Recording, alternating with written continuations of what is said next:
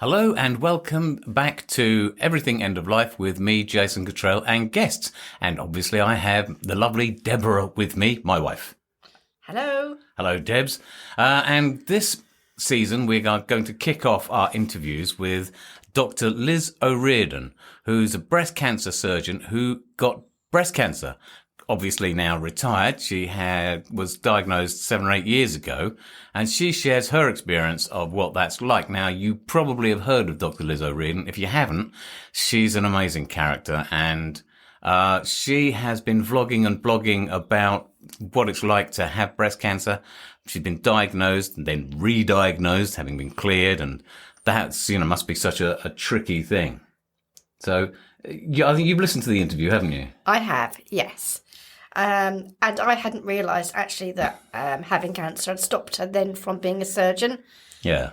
Didn't realise that bit at all. But she did share some secrets with us. Yeah, so they'll be coming up shortly. So after the interview, we're going to talk about what the theme of this season of interviews is about. Now, a clue is going to be in the recent, most horrendous scandals of the funeral home in Hull, where you read this, didn't you? Where they I did. Where they were keeping bodies, not burying people, and charging people for funerals and that sort of thing. So that's coming up soon. But first, let's have the interview with Dr. Liz O'Riordan. Hello, Dr. Liz O'Riordan, and welcome to the podcast. It's nice to see you again. So you too, David. Thank you. We haven't spoken since before Christmas. And I'll just stop you there because everybody calls me Jason. I know it's David on everything I do, but everybody calls me Jason. I won't go into the long story.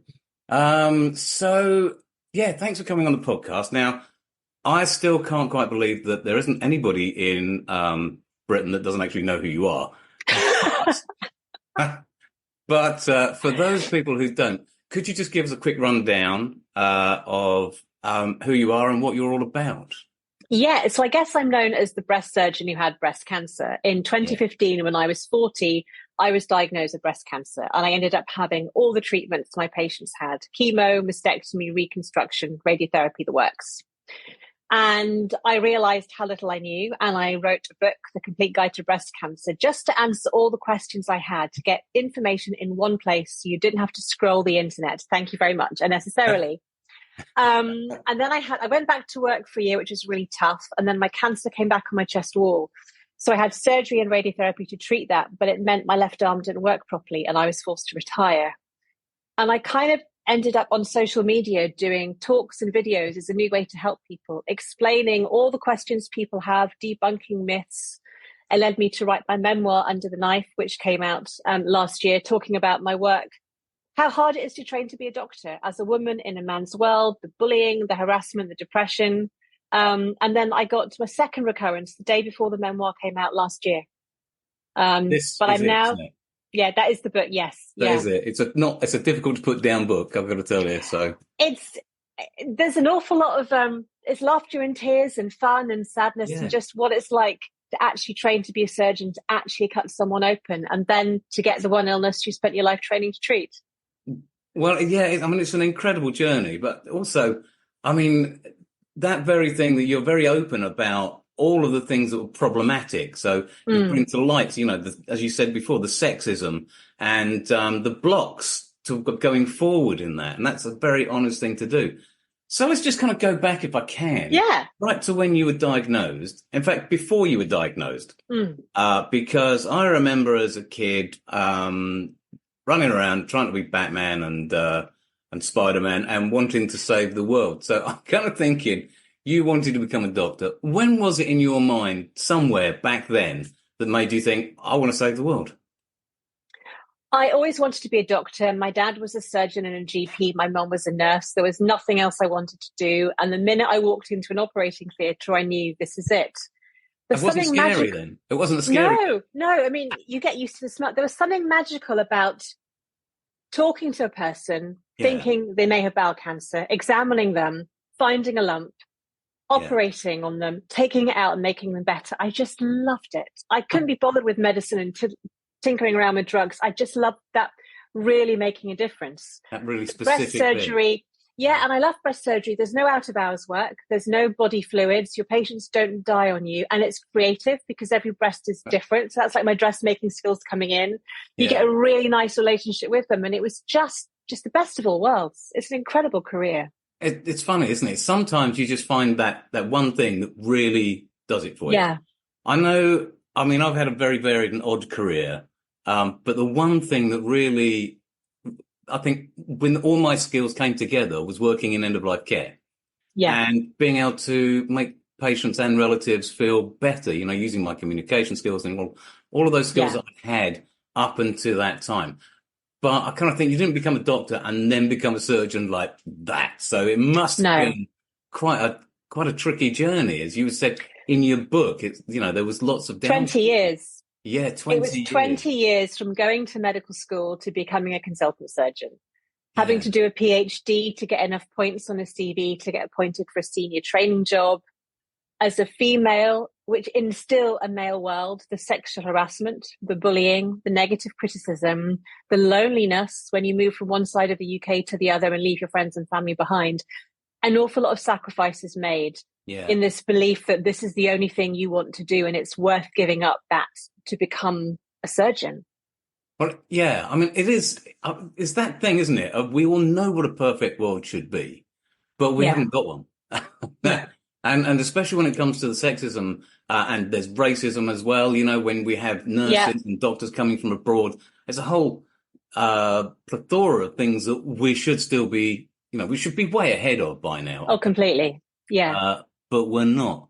So, okay, so let's jump then forward to the 2015. You were diagnosed. Yeah. I mean, shock, horror, horror.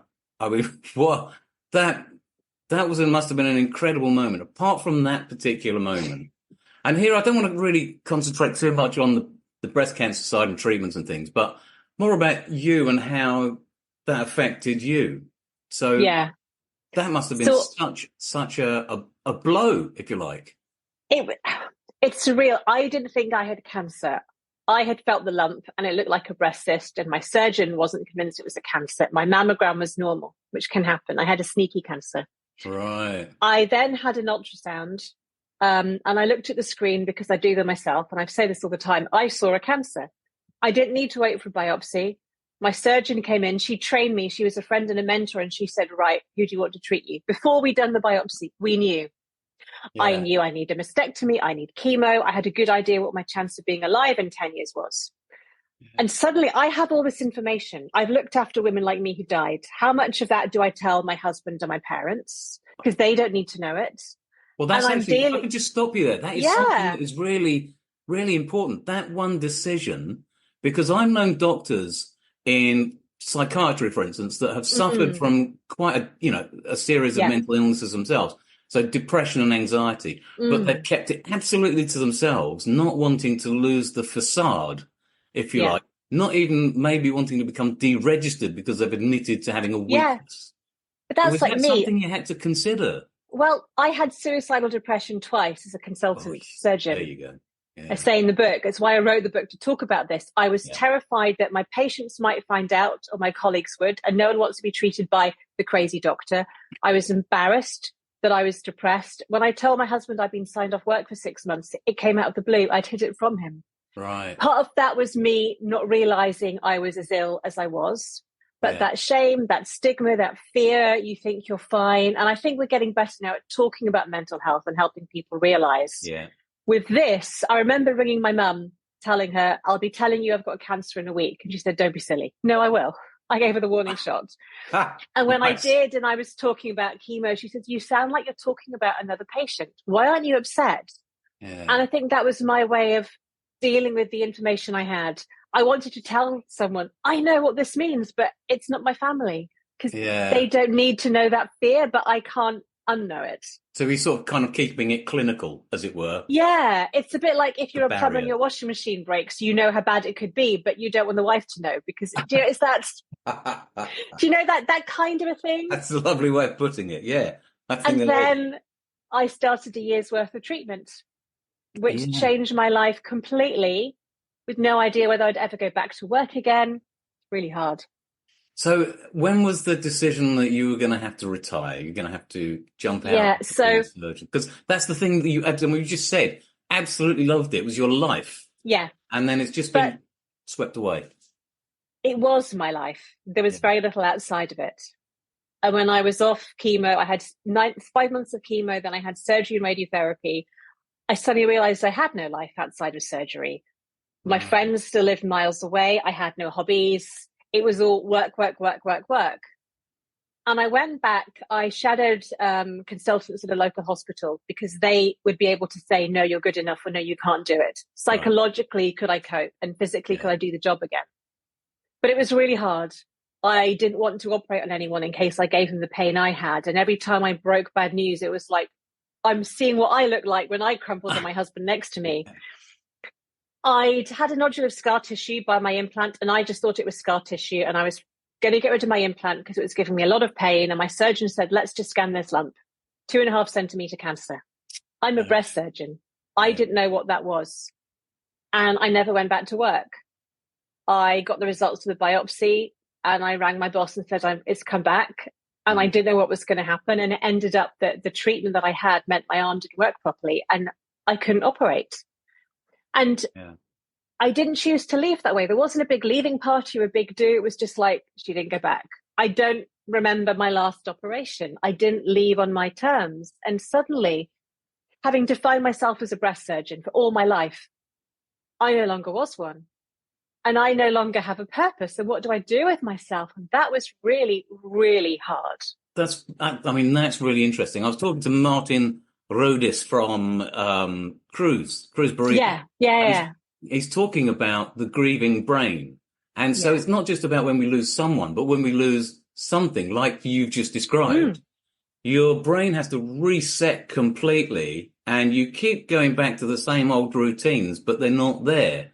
No. So is this, can I ask what maybe prompted you to start doing the podcasts, the vlogs, it was a kind of like a new identity thing, was that?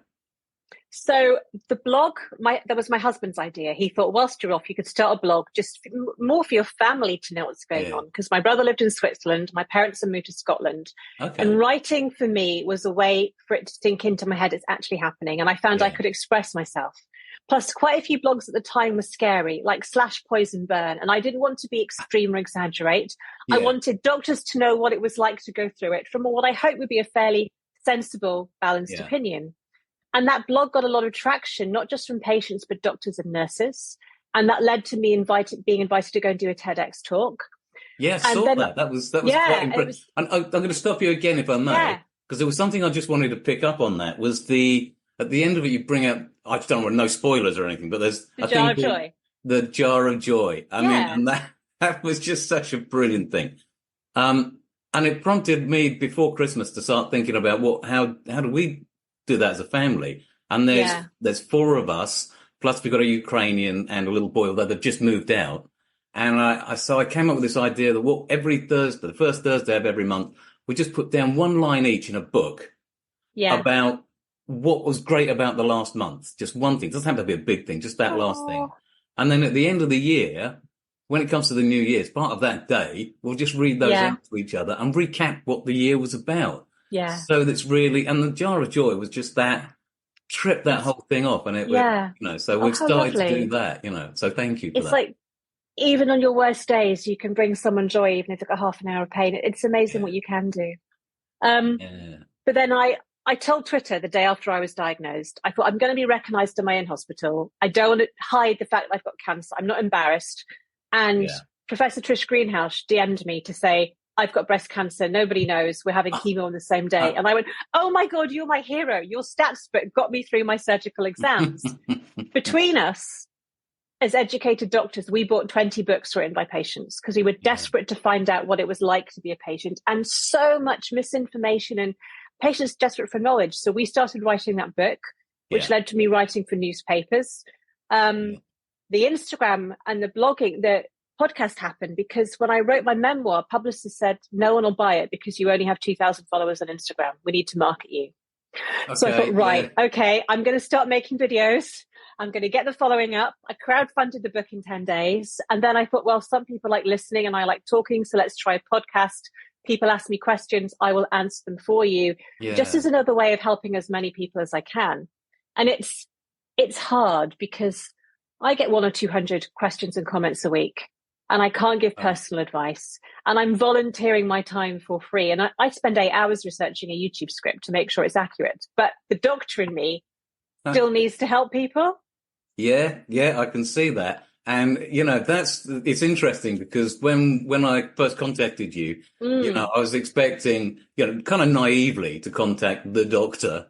And then I got the secretary and, the diary and thought, hang on, in this next month, you've got 1 or 2 half hours free.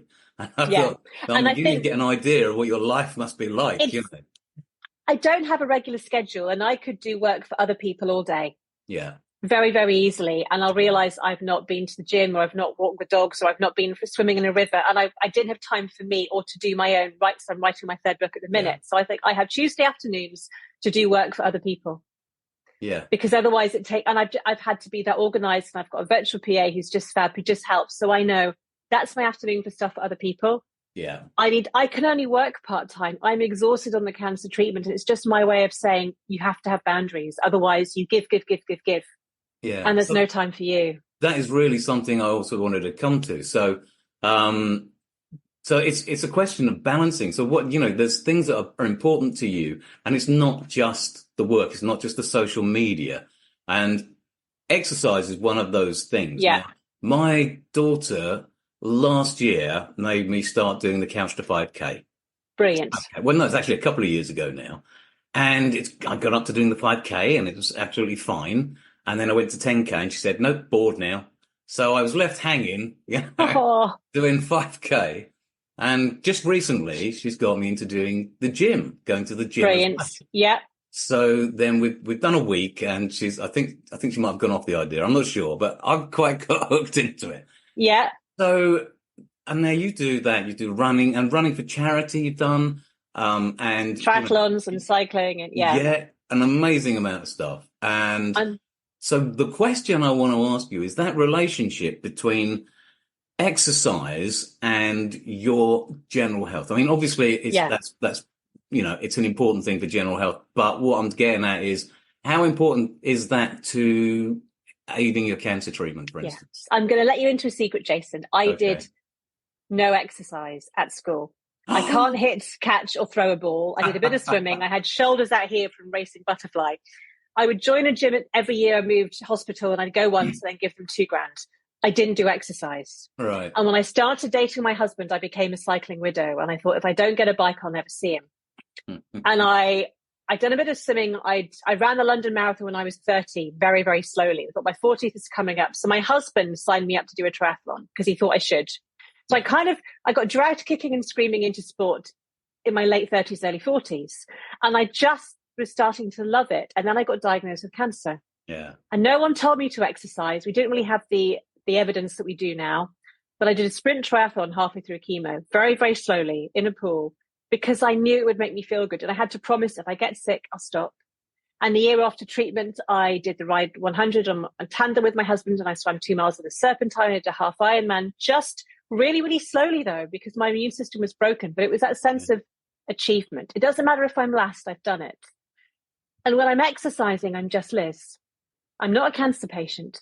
Yeah. And we know exercise can halve the risk of you getting all the major cancers. It helps with all the side effects. It reduces the risk of recurrence. But I fell off the wagon for 6 months when Mum died last year. Some days it's really hard to get out of a habit, but I'm now back in the gym on the bike, and it makes me feel good. It's just my time for me in the week. And open water swimming. I'm one of those crazy people swimming in ice rivers in the winter. That is crazy. That is really crazy. I have friends who do the Christmas dip in the sea. Yeah. And do you know what? I am tempted next year. You must. The sense of adrenaline you get. It's the craziest buzz in the world. It's like a real high. It's a natural high. You see that guy doing, I can't remember his name, he does the ice challenge where, they're in ice in Norway or so, I don't know where they are, and they plunge into pools of ice and stay there. And, and you can see that the buzz you get from that, once you get over the fear of it, must be quite amazing. I'm only in for a couple of minutes, and then I sit and have tea and cake with my friends on the river for about half an hour afterwards. So, it's really... I'm feeling much better about it now. Yeah. I like that idea. It's like coffee and cake and a quick skinny dip in a river when no one's watching. Yeah. Mind you, careful about the state of the water in some of the rivers no, at the moment. That's true. Yeah, we're lucky to have clean rivers near us. All right. Now, I'm going to give something away here. And I was saying I was in the supermarket, and I think I've told you this, and it's just, there was a lady in the front of the queue, and she kind of decided that she needed some more bits just as she was paying at the till, and did that thing which we all hate, where they just wander off to the back of the supermarket to get a pack of biscuits or whatever it was.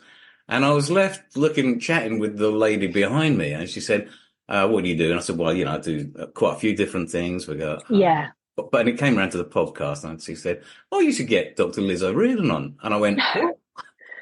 She said, yeah, I know her. We used to working in, I think it was possibly Cambridge, but she's now working in the Oaks Hospital in Colchester.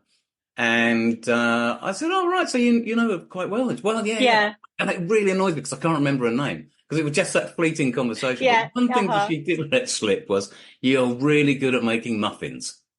Oh, I am. So that's the next thing I wanted to come on to was food. Who in your house does all the cooking, Liz? So my mum taught me to bake, and I'm a baker. I bake bread, I bake cakes, I bake biscuits. That's my thing. Okay. My husband is, and also if it says 273 milliliters of white wine, that is exactly how much I will pour in a recipe. And I believe recipes are exact. Do not mess, do not fiddle. My husband, splosher and a pourer. Yeah. So when Jamie Oliver says put a glug of olive oil, how big is a glug? Is it like a teaspoon or like half a liter? I don't know.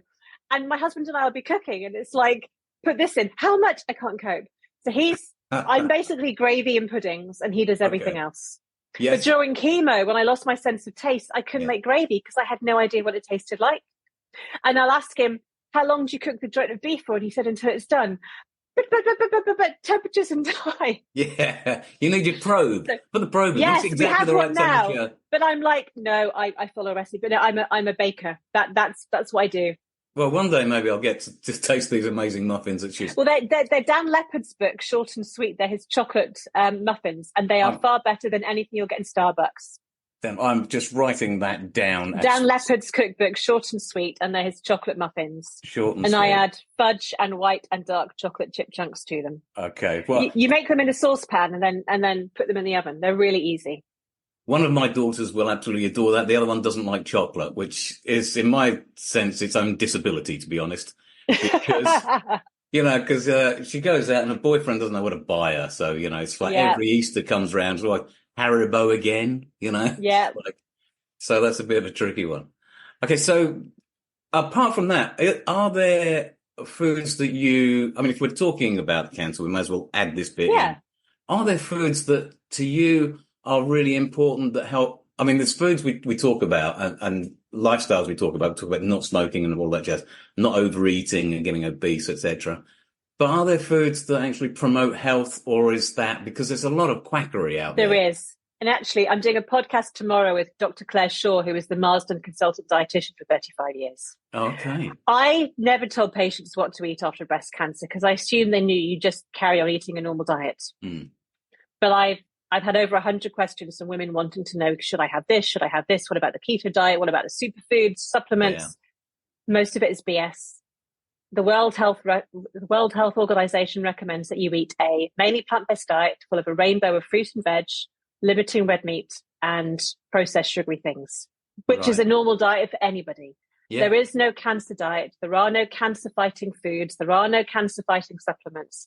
Most people flogging the juicing green diets are living longer because they've stopped eating crap and they're actually eating a lot more fruit and veg. Yeah. And if you eat a lot of fruit and veg, you may feel healthier, so you may do more exercise. Yeah. There is no magic cure. You just need to cook most of your food yourself most of the time, and then 20% have what you like. Because life's hard, and we all need a biscuit or a gin and tonic every once in a while. Yeah, absolutely. But people make money. There's guys making millions of dollars on cookbooks and courses, and they're saying, I'm a cancer patient, I know the truth. You should only get information from a certified dietitian. Well, one of the things that you came across, which I just was like my jaw dropped, it was one of your little TikTok things that said, Yeah. "Do bras give you breast cancer?" And I Yes. thought, oh my God, really? Is that really somebody's putting Yeah. it out there Yeah. that that's It came up actually again. Yes. a thing? Yeah. And It so came up they can again sell yesterday. you a cancer-free bra, essentially. Is that? It started from a book written in the 1960s by two anthropologists of a very back study who assumed underwires are compressing breast tissue, which is stopping Right. toxins draining. So the toxins go to the lymph nodes, which then give you breast cancer. Okay. BS. But there are Yeah. now companies selling wire-free bras to cure breast cancer, getting women to do this. It's rubbish. Like sports bras cause breast cancer because they're compressing your breast tissue. Deodorants cause breast cancer because they're blocking the sweat glands. It's all rubbish. Do you know, I was thinking about this and I was thinking if I wanted to sell a brand, okay, what I'll do is I'll tell people that Yeah. actually it's rabbits in your garden that are causing breast cancer. And therefore I have this rabbit repellent spray Yeah. that if you buy it from me and spray your garden once a week, there's only enough for 2 weeks in the can, Yeah. by the way, Oh, yes. then you have to, then that will save you from getting, it's that Yeah, level it is. of And craziness. they're testimonials, which could be written by ChatGPT with stock photos off the internet. There's no proof. They never tell you the failures. Nothing in life is 100% Right. accurate. But Yeah. they don't say this diet works 90% of the time. Here's the guy that didn't, whereas your doctor would. And I think when you've got cancer, you're desperate for hope and desperate for control. Yeah. And you want, if someone is promising you a cure when your doctor isn't, you will spend Yeah. that money. I mean, that's the actual thing, isn't it? Because unless you've had that diagnosis, I imagine for us, it's academic. You know, we can see that logically that's just ridiculous. Yeah. But when it's actually, you've got that diagnosis and You're irrational. it's a different, and you'll know both sides of that story. You become irrational. Yeah. My mum said if my cancer before she died, if your cancer comes back, I'll crowdfund 50 grand to send you to a clinic in Mexico. Because if they've cured one person, they might cure you. That's, And I yeah. get it. It's that I'll do Yeah. anything to stop you dying. And your doctor says Yeah. they can't, but this guy in Mexico says yes. And it's that feeling of I want some control and some hope back. Okay. Listen, there's one last thing I want to kind of go through with you because I think it's quite important. I mean, this is, you know, the podcast is everything end of life. And one of those things is preparing for the ultimate goodbye. Yeah. And is that something you've been able to look at and to go, well, you know, do I get things in place for that? Yeah. I didn't have a will. Okay. And I only talked about wills with my husband when my cancer came back the first time. And I had to get him to admit that I might die before him because he was very much, you'll be fine, you'll be fine. I'll die before you. I'm 10 years older. And he said, no. And we finally talked about that we might die and where do you want to be buried and funerals. And we got all that at the lasting powers of attorney done. I've thought about my death a lot, where I want to die. As a doctor, I've seen bad deaths. The deaths I'm called to as part of the rhesus team of hospitals. I haven't seen a lot of the beautifully palliated deaths in hospital. And I've done a lot of work and talking about how good it can be and how we can help hospitals become a home from home when you can't get home. Yeah. And it's the five senses. So I know when mum died, and if you don't know you're dying until you're really poorly, your last meal may just be like a warm protein shake or some cold porridge. Yeah. And I want to be able to say, I want my last meal to be a square of cold chocolate and a gin and tonic or something. And it's like the last thing, I want to be able to hear birds song before I die. But if I don't know I'm dying, I can't ask anyone to get me outside or open a window. Yeah. And I think we need to talk about death and dying in schools. It's going to happen. You need to be prepared. You can change your wishes. But like talking to my parents during COVID, do you want to be resuscitated if they put you on ITU? And it's a hard discussion to have, but we all need to have it. Yeah, absolutely. This is something we do, you know, in the community when we're going to people's houses. But ostensibly for the last 4 weeks, could be 6, 2 months, could be, you know, longer, but is to have, you know, we don't want people to have to shove it down their throat, as it were, to say, well, you know, no. But to say, you know, to generally say, you know, are there things that you want when that time comes? Yeah. How do you want that? And try to encourage the family to have those discussions. But you've got to be so really tactful. You do. Some and a lot people of family members. Go, no. Yeah. And a husband may want a thing, but their husband may want another thing. Yeah. It's really, really hard. But it's like, think of all the classes that go into giving birth. Yeah. And think how much goes in, but think how much goes into dying. Yeah. I mean, this is one of my real annoyances is the the huge amount of money that we put into birth and the whole living experience and trying to be the best that we can, but having a beautiful death is just left to hospice charities, and Yeah. it's not valued, and yet that's possibly. No. It's the finale of the movie. It's the ta-da. I know. And it's like palliative care is still that scary thing that, oh my God, if they refer you, they're dying. No, I could have been referred 10 years ago because I've had cancer. It's just changing people's expectations in education and saying, you need to think about this and write it down somewhere. Well, that's right. I think it is it's very much a cultural thing because, when we go into patients, we're not seeing black people, Jewish people, Muslim people, because they're looking after themselves in a completely different way. And different cultural ideas. And yeah, definitely so. But if they end up in a hospital and their family aren't there to help them, the doctors still need to know and have those discussions. And I mean, when you look at the training that goes into doctors dealing with Muslim people at the end of life and the rituals that they adhere to, and if they're in hospital and nobody knows what they are, I mean, what a scary, frightening thing that is. I think we need to have cultural education in medicine at the end of life as much as anything else, We do. You want to respect everybody's last wishes, but they need to know what they are. They need to have thought about it first. So I'm hoping we're going to get there. Yeah. Okay, well, listen, Liz, it's been, as I knew it would be, pretty amazing speaking with you again. Oh, thank you. No, it's been awesome. And I know there's lots of people have asked me, when's that podcast coming out? And I've said, well, look, you just got to be patient, You're a busy man. Yeah, hopefully I'm going to pop this one out in February. But what I want to do, I have to do blocks of 3 or 4, 5 or 6.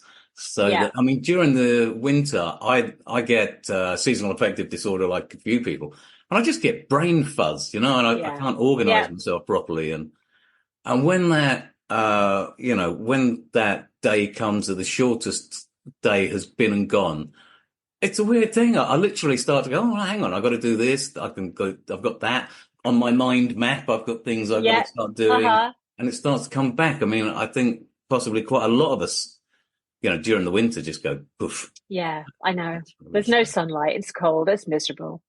Yeah. Come out of hibernation now. We're getting there. Yeah, We're waking absolutely. up again. I'm beginning to cook again. So, yeah. Oh, what do you cook now? All right. Well, last Sunday we had family round. So I did, as a starter, a little confit potato with a pigeon breast and peas 4 ways. So that would have been pureed, just normal peas on top, buttered, with a pea lime sort of puree underneath, and pea shoots. And when are you inviting me for dinner? But wow! Do you know what's amazing is when you put it on a nice plate, a little black plate, it looks so much better, than just a small dinner plate. You get away with a lot with that, I think. It sounds amazing. Yeah, no, I love cooking is a real hobby for me. I love the food art of it all. So, so I try not to do too much, otherwise, I put on so much weight in the. And it's the washing and the cleaning, isn't it, when you use every utensil in the kitchen? Well, I try. Yeah, it's I'm a great one for washing as I go. But good man. That kind of slows down towards the end of my cooking. My wife Debbie, she takes over and starts, right, I'll panic wash for you. Just get that sorted, Well done. Okay, I'm serving now. Service, Yes. So there we go. But yeah. All right. Well, once again, thank you so much. And I hope we get to speak again. I've got to say, I've also got a book coming out shortly. But it's a self-publishing thing because, because I'm not famous. The publishing industry is broken. It's a tricky one to break into, but, and it's called The Last Kiss. But it just describes what we do in the community, and just going into people's homes. Yeah. So I'd love to see a copy. It's really important work you guys do, Jason. Oh, mate, I'll put one in the post for you, but not a problem. All right. Brilliant. Well, thanks a lot. Liz, thank you very much, and I'll speak to you again soon. Bye. Bye. Wow, what an amazing interview that was. I just, love Liz. She's brilliant. So, Debs, the next thing we've got coming up will hopefully be Tim Leeson, who is a spiritual leader. of a hospice. You haven't met him yet, have you? No, I haven't. No.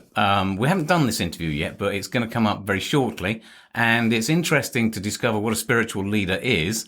And it's not somebody who tries to push religion upon you. So there's a clue. Okay. We're also, and this is from the clue at the beginning, going to be talking to Claire Montague from Poppy's Funerals, who will be talking about Poppy's Funerals and about how they care for their clients and why there's a lack of professional standards in the whole funeral industry. You'd be really surprised. And as I said, we had that real bad scandal about the funeral home in Hull, but apparently that's just the tip of the iceberg. So the industry, whilst I hope is 99% kosher and brilliant, there is a few bad apples in the funeral service, and it is a business. So you can imagine that there'll be some good practices and some bad practices. But how do you choose? If you've just lost a loved one, Yeah. which we did last year, Yeah. for example, and, you need to have them taken care of, how on earth, apart from checking out the reviews on TripAdvisor, can you do that for funeral directors today? Well, this is, it's quite do you know? TripAdvisor for funeral directors. Unless it's word of mouth, you Yeah. have no idea. They could be the best or the worst. Well, that's right. I mean, I think there is a lot of word of mouth, and quite often in smaller communities, people will all know their funeral directors, and they will have used them. Their relatives will have used them, and they're usually family orientated ones. But you're quite right. It's a regulation problem, but it's not just a regulation problem in funeral homes. When I look at carers, for instance, you get good and bad carers, good and bad care firms, and that is not as regulated perhaps as it could have been. Or also in end-of-life care, there should really, in my book, be an NVQ for palliative care carers. There should also be an NVQ for people caring for other people with muscular dystrophy, for instance. But it's amazing how much money we put into the beginning of life, into birth, and all the industries trying to throw money into making profit, if you like, out of that very emotive beginning of life, and how little there is about the end of life. And that is the theme that we are going to be exploring a lot more in this particular season over the spring and early summer. Also, I'm going to start giving you some details, hopefully in next interview, about the forthcoming book that I've got coming out called The Last Kiss, Not a Romance, which explores palliative care and the first early days I had of working as a palliative care carer with a team going in for the last 4 weeks. And you'll remember that when it's 4 years ago now. I remember it very well. And being so surprised at how incredible these ladies were, and how caring they were, and how professional they were at looking after people in the last 4 weeks, not just people, but also their relatives. So that's coming up soon. I hope you've enjoyed this particular interview, and I look forward to hearing from you either by email, djcottrell@hotmail.com, that's with 1 T and 2 L's, or on the Facebook page, or any other medium you can find me on. Okay. Well, good luck, and if you like it, subscribe, and gives Debs a shout out. Hello, Debs. Woo. Okay. Thanks very much for listening.